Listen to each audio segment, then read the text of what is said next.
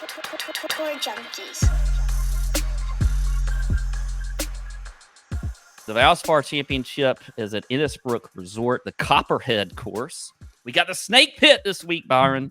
It is, I'll do a little course breakdown. I used to do the course breakdown on the show, by the way, Byron, every single week. And now DB does his own course breakdown. Yes. That's a whole separate thing. But I'll do a little mini one here. So it's a par 71, just over 7,300 yards. This course typically plays as one of the toughest golf courses on tour every year. You've got these sort of this POA overseed on the greens.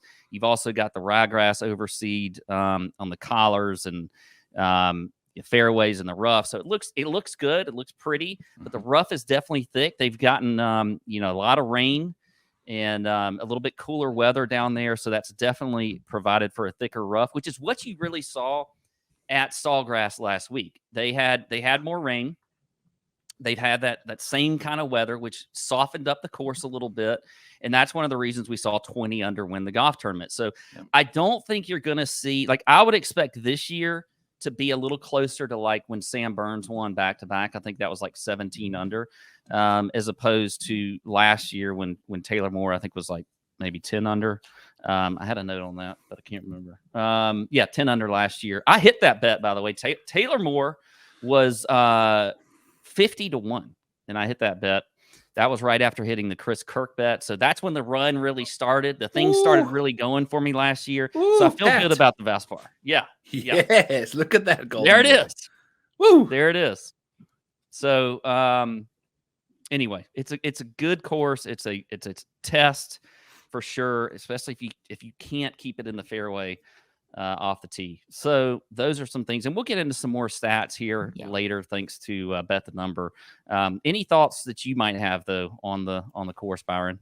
Yeah, I mean, we're seeing usually from like 125 to 175, you see a good clip of golf shots come from that range. Still a decent amount this week, but we're really seeing a shift from that range to 175 to 225. I think those long irons are really going to be critical this week, especially like you mentioned, if you're in the rough and it's thick and it's Bermuda-y and yucky and sticky, those long irons are not going to hold for you. And you can have a nightmare trying to work around this golf course. So got to hit in the fairway, got to be good out the rough. And if you aren't, that short game, got to be fire. So pretty simple situation this week. Also, I would just suggest, models are going to kick out some interesting names. There's also going to be guys that have some really bad stats.